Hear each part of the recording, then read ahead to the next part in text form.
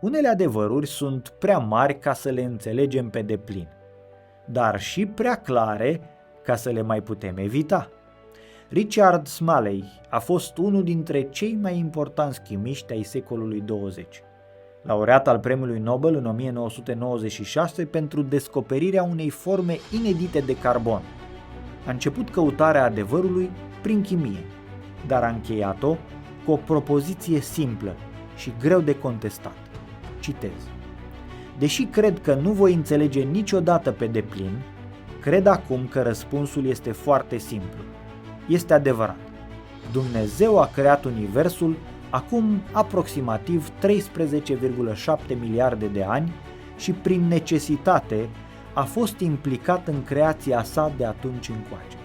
Scopul acestui univers este ceva ce numai Dumnezeu îl cunoaște cu certitudine, dar devine tot mai clar pentru știința modernă că universul a fost reglat foarte fin pentru a permite viața umană. Am încheiat citatul. Aceasta nu este o afirmație poetică, ci una venită după o viață în laboratoare. Smalley a recunoscut că umilința și sinceritatea, toată complexitatea lumii, nu au anulat întrebarea despre sens.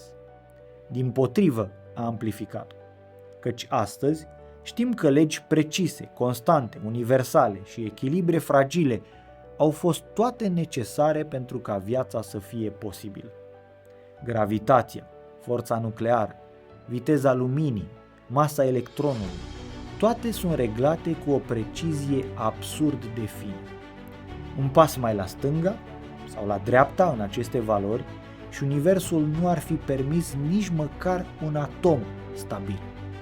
Aceasta nu e credință oarmă, este o observație fizică, iar din ce în ce mai mulți oameni de știință încep să recunoască: dacă totul pare reglat, poate că a fost reglat.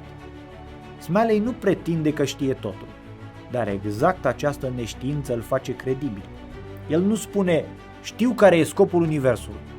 Spune doar: e dincolo de mine, dar știu că nu poate fi accident.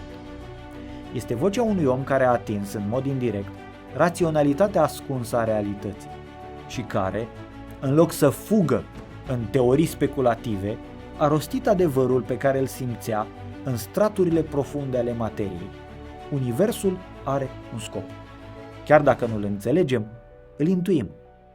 Pentru Richard Smalley, marea descoperire n-a fost doar o moleculă nouă, ci faptul că în spatele fiecărui atom, a fiecărei legi, a fiecărei constante, există o alegere, o intenție, o prezență, Dumnezeu. Aceasta a fost rubrica Nu înțeleg totul, dar știu că e adevărat. Dumnezeu a creat universul, din seria Ex Nihilo.